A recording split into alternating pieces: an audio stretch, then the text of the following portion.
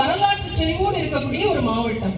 குறிஞ்சி, முல்லை, நெய்தல், பாலை உட்பட 5 திணைகள் உள்ளடக்கிய ஒரு மாவட்டம் நம்மளுடைய மாவட்டம். 43 கடற்கரை கிராமங்கள், 72 கிலோமீட்டர் கடற்கரையோடு இருக்கக்கூடிய ஒரு மாவட்டம்.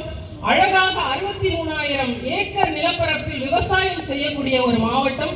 24,000 ஹெக்டேர் நிலப்பரப்பில் ரப்பர் காடுகள் இருக்கக்கூடிய ஒரு மாவட்டம்.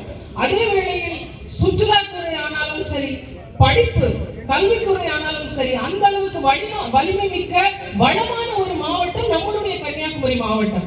ஆனால் நாம் இதே ஆட்களை மறுபடியும் தேர்வு செய்வோமே ஆனால் இன்னும் ஒரு 10 ஆண்டுகள் பின்தங்கிய ஒரு மாவட்டமாக நம்மளுடைய கன்னியாகுமரி மாவட்டம் மாறும்.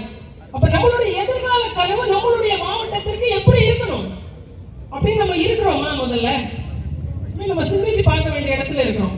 அப்போ ஒரு அரசியல் என்பது எவ்வாறாக இருக்க வேண்டும், என்ன மாதிரியான ஒரு கட்சியாக இருக்க வேண்டும், அந்த கட்சிக்கு என்னென்ன கொள்கைகள் இருக்க வேண்டும், அதனுடைய முதன்மை தளபதியாக இருக்கக்கூடிய வேட்பாளர் எப்படிப்பட்ட வேட்பாளராக இருக்கிறார், அவர் என்ன மாதிரியான சிந்தனையோடு கூடிய வேட்பாளராக இருக்கிறார்,